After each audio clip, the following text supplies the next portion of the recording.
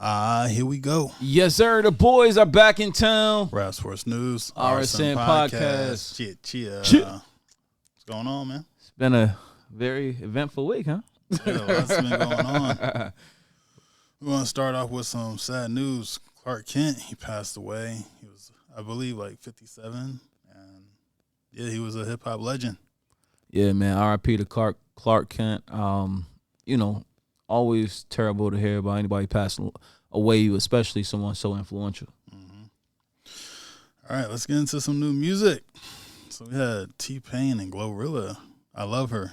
What did you think? Yeah, I like that joint. As soon as I heard it, I was like, "Ooh, classic T-Pain vibes." Yeah. Okay. T-Pain definitely he brought that 2000s feel to it. Yeah. And Glorilla brought her accent to it.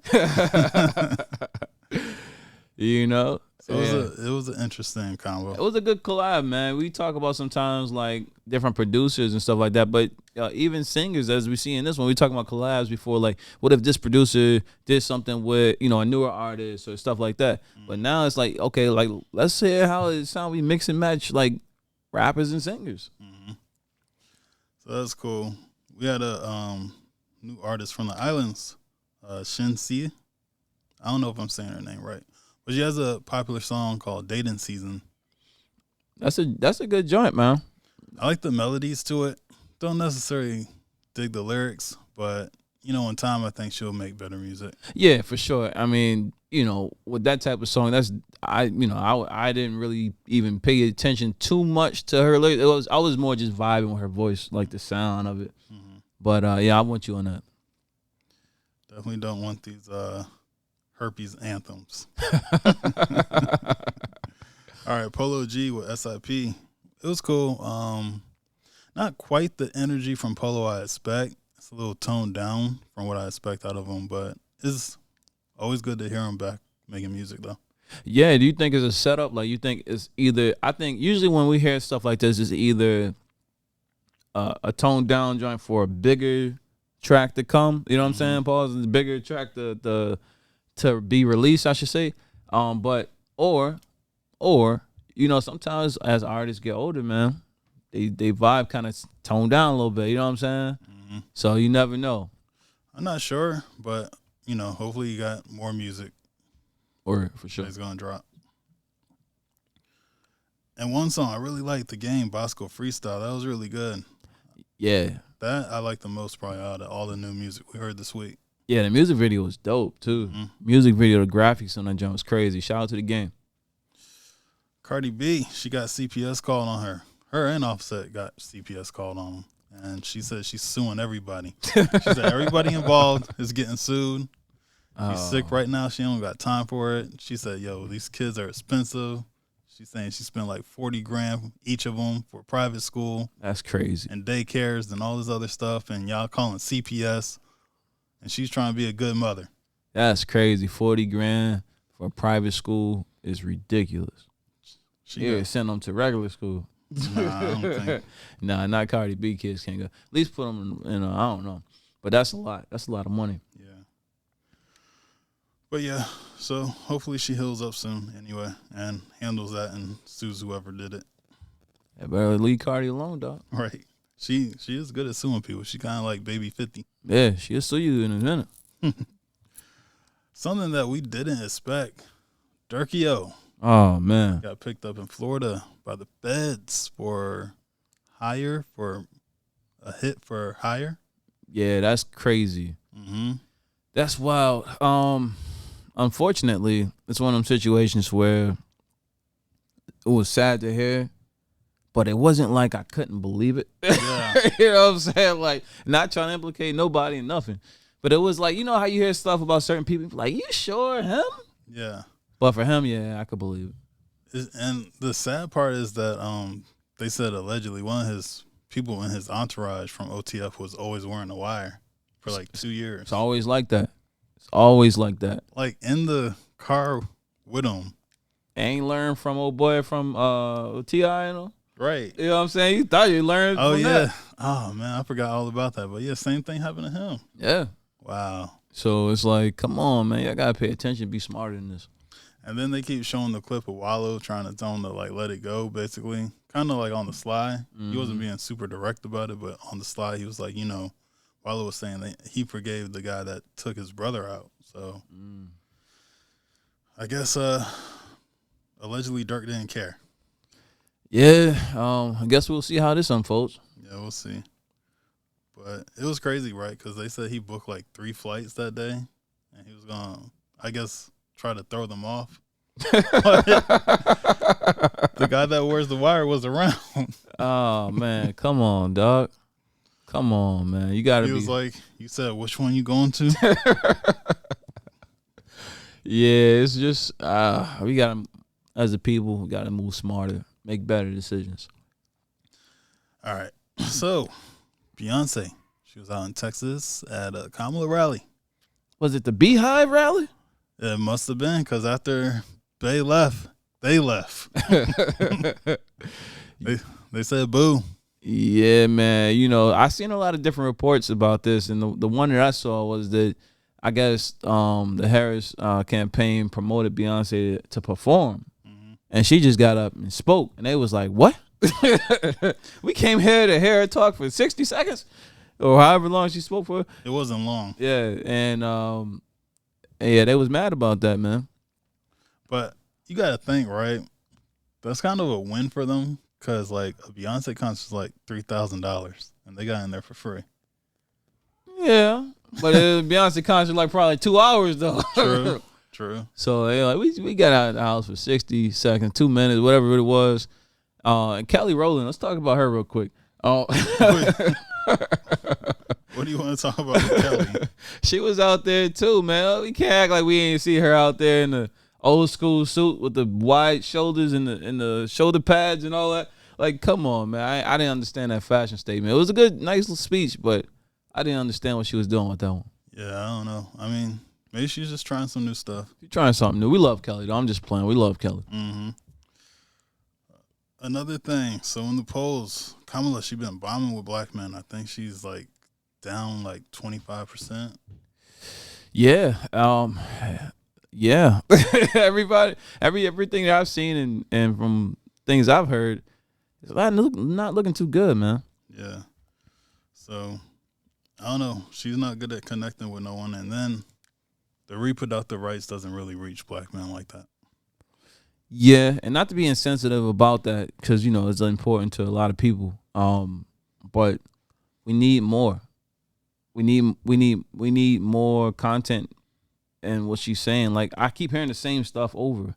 If every time I see something, I keep hearing the exact same points, just like a bullet list. Like, okay, I have to say this, I have to say that. Make sure you say that twice. You know what I'm saying? Like, okay, so what's gonna happen to make America better? Can somebody tell me? Reproductive rights.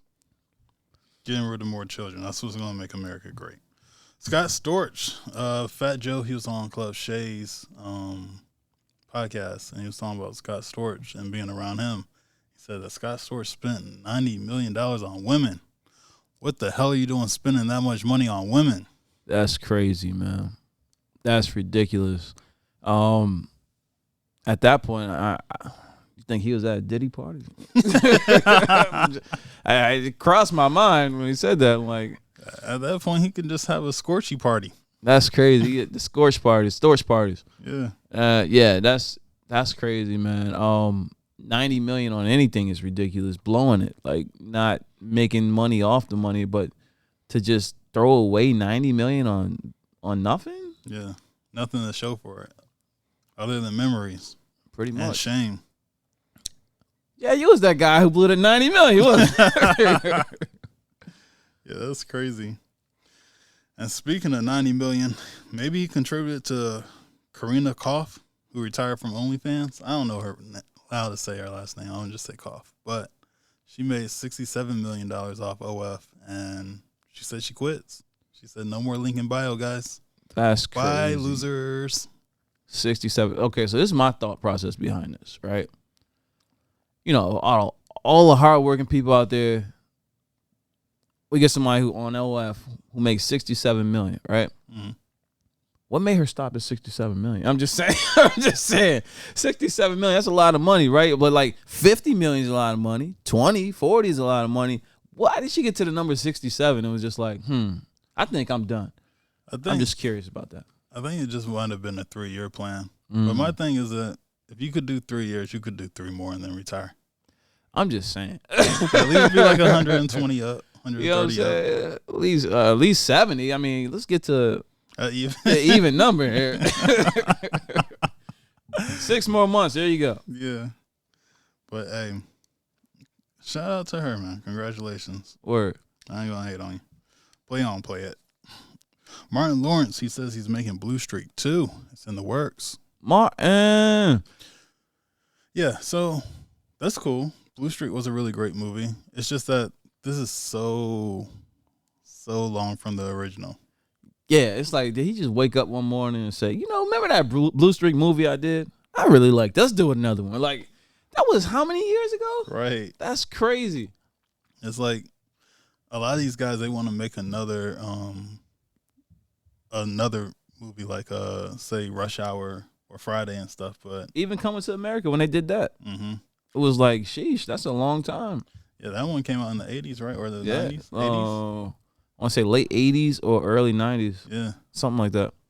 So it's like, I mean, you can do that, but it's like nobody from this generation knows that movie. It's a disconnect. Mm-hmm. You know what I'm saying? This is a huge disconnect. It's like, especially with Blue Streak. Blue Streak was like, a lot of people knew about it, but it wasn't as big as Coming to America. You know what I'm saying? Or Friday. Like, fans of Martin know about Blue Streak. That's what I was going to say. Like, you had to actually like Martin at that time to know that movie. Mm-hmm. It was a really good movie. I liked it. Yeah, I think you should throw Dave Chappelle back in there again. Of course. Of course. All right. Shaq, he's under fire for his comments. No, not Shaq. With Angel Race said, wear those short shorts again, and you're going to sell more shirts. Listen, the thing about Shaq is, love Shaq, met him before, he's a great guy. The thing about Shaq is, you got to remember, man, Shaq is a real guy, right? So he does a lot of real nice things for people, and he always keep it real. Sometimes it's that when keeping it real goes wrong, you can't always say what's on your mind out loud. You know what I'm saying? Especially on social media. Yeah, that's when it's the wrong time. It's the wrong time to be real. Like, even if he was to, like, say that off camera to her, it was still kind of awkward. But, you know what I'm saying? But it's like, it's more acceptable. It's more acceptable to say that off camera. You can't put that on camera. Yeah, Shaq. That wasn't Shaq-tastic. In my book, I got a part that's called "Be Like Shaq." Come on, but don't be like that part. Right. Don't do that. Don't do that. LeBron, he won against the Kings. Yes, sir. 32 points, triple-double. Mm-hmm. Yeah, Bron, he hooping, man. I hope he can keep it going throughout the whole season. Injury-free, him and Anthony Davis and team. And I love to see Bronny hopefully, do something as well. Contribute to the team in different ways. And it doesn't even have to be scoring, assists. You know what I'm saying? Just his hustle play, things like that. Run down some blocks.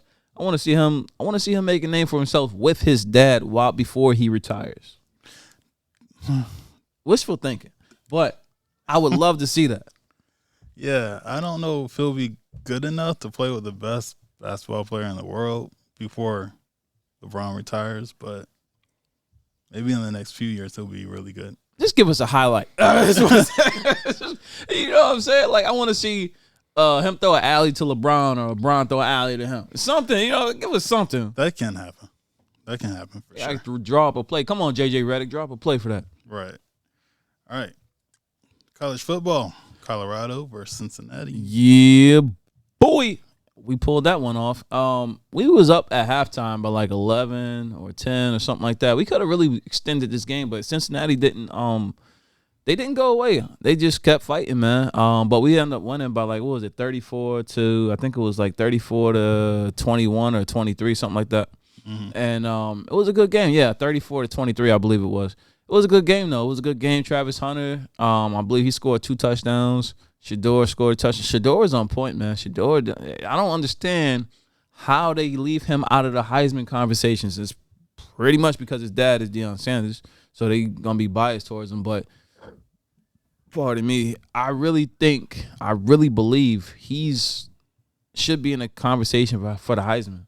The way his numbers, the way he's been so accurate, his leadership, everything. I mean, what more do you want from Shador? Only thing I can say, one thing that I would want more from Shador, which he did a great job of last night, is getting rid of the ball.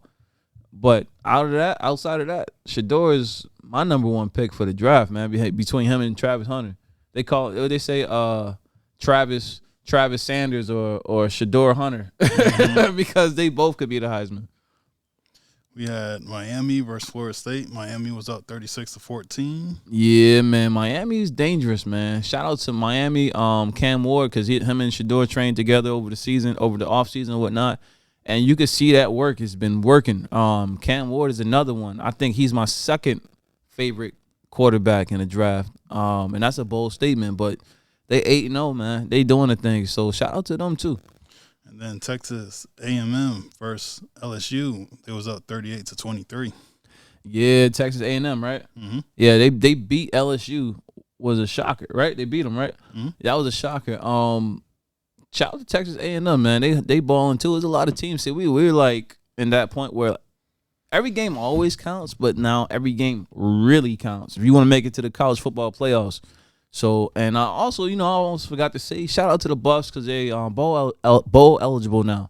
So that's the first time since 2016. Nice. First time since 2016. So of course, they got bigger goals, but that was a huge milestone. So good. Ready for a fun topic? Yes, sir. We talking producers, but we talking about R&B. So we got Timberland, Pharrell, Jermaine Dupri, and Darkchild. Who's the best R&B producer? Yep. Oh my God.